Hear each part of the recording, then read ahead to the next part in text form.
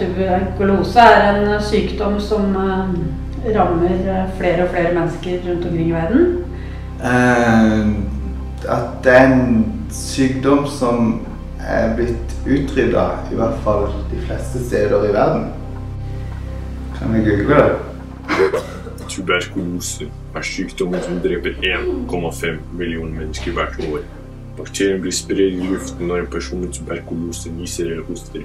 Personen rundt puster inn luften. Fordi tuberkulose oftest rammer de fattige, går utviklingen av medisiner veldig tregt.